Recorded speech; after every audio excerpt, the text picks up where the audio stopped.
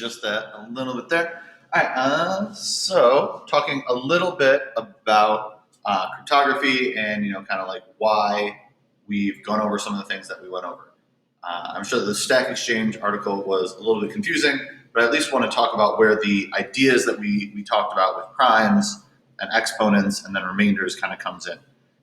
So from the other YouTube video, you have a little bit of an idea, hopefully, about like what a public key is and what a private key is, and kind of how they relate to encryption. And I'm just going to super briefly talk about, how in the heck do you get a public key or do you get a private key? So the kind of short version here is that this is a type of code, and I am not a programmer, so I just totally stole this from the article and you read about it. So in the Python language, this function is called, you take a number a to the power x, and then apply the modulo n function, which is to take a remainder. So we talked about remainders because in cryptography, the fact that we are using the remainder is significant here. A to the x power, there's our exponent, so it's a times a times a times a times a times a times a times a, and you're doing that x times. Right? And then you divide by n, and then we keep whatever the heck the remainder is.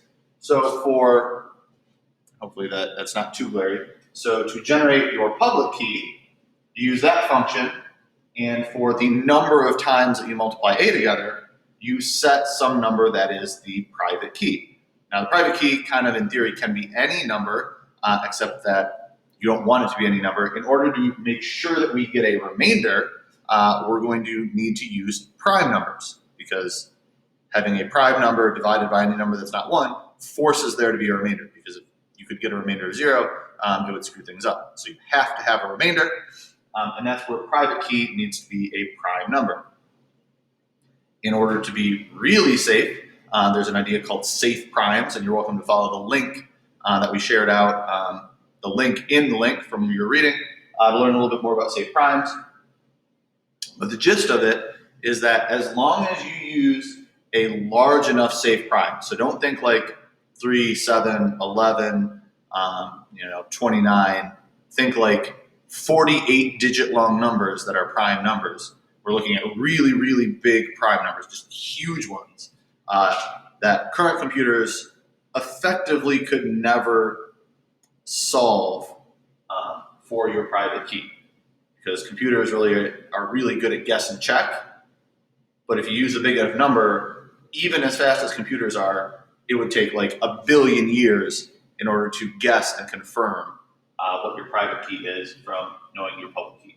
So the private key, which is a part of the code, it's not even the whole code, it's just a part of it, it's a key feature of it and a key factor, has to be a large prime number.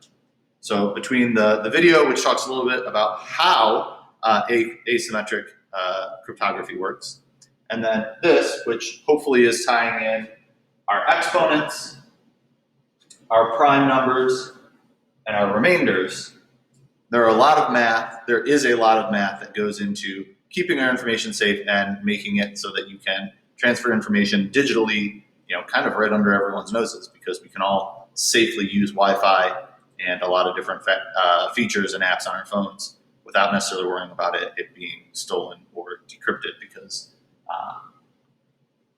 of people using math for a purpose. Even if it's just starting initial things like, exponents, that's not hard, and remainders, that's not hard, prime numbers, that's not hard. But when you get really, really big numbers and you start using computers to kind of like generate and solve them, well, now it gets pretty impressive, and it's a pretty cool foundation. There's a little bit more to it than this, but it's a pretty cool foundation for keeping us safe and application of math.